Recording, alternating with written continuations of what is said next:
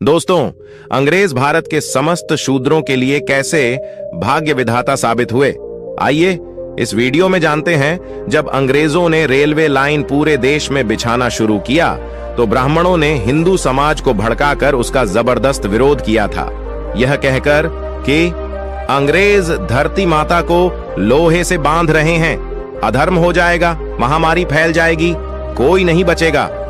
कई जगहों पर दिन में लाइन बिछाई जाती थी और रात को उखड़वा दी जाती थी।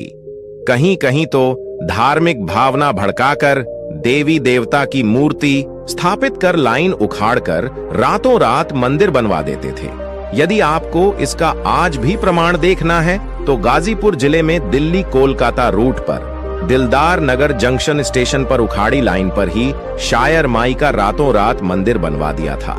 अंधविश्वासी जनता के जबरदस्त विरोध के कारण अंग्रेज मंदिर नहीं हटावा पाए थे, इसलिए ट्रैक को उन्हें मोड़ना पड़ा। आज भी दो ट्रैक के बीचों बीच यह मंदिर मौजूद है। ब्राह्मणों ने रेलवे का विरोध इसलिए किया था कि हम लोग शूद्र के साथ नहीं बैठ सकते हैं, पृथ्वी पर अधर्म हो जाएगा।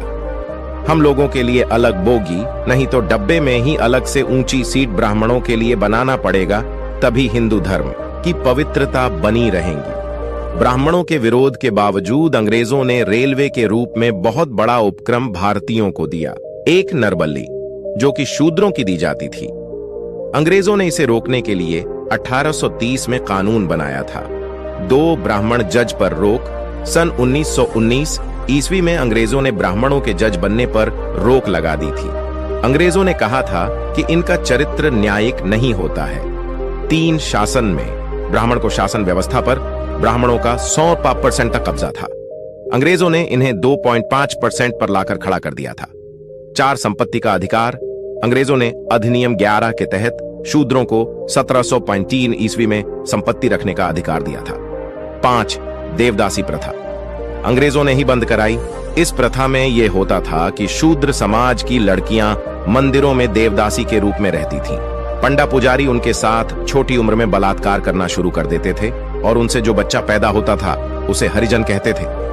6 नववधू शुद्धिकरण प्रथा। सन 1819 से पहले किसी शूद्र की शादी होती थी तो ब्राह्मण उसका शुद्धिकरण करने के लिए नववधू को 3 दिन अपने पास रखते थे, उसके उपरांत उसको घर भेजते थे।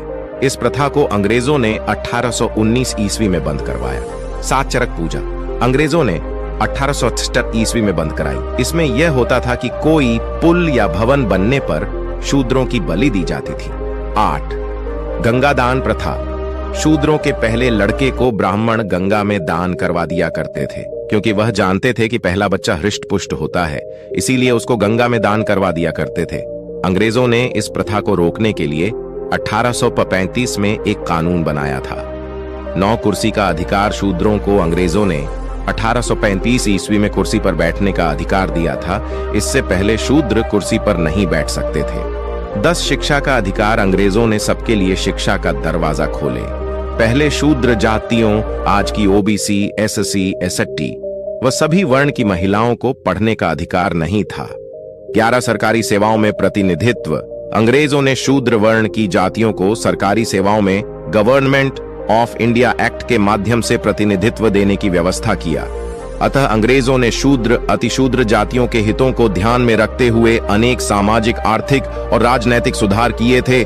First India act, second India act, अंत में संविधान को बनवाने में अंग्रेजों की काफी अहम भूमिका रही थी। महात्मा ज्योतिबा फुले ने तो यहां तक कह दिया था कि शूद्र अतिशूद्र के लिए अंग्रेज भगवान बनकर आए हैं। दोस्तों, अगर वीडियो पसंद आया हो तो चैनल को सब्सक्राइब कर दे और लाइक कर दे और शेयर करें। आपका दिन शुभ हो। जय भीम।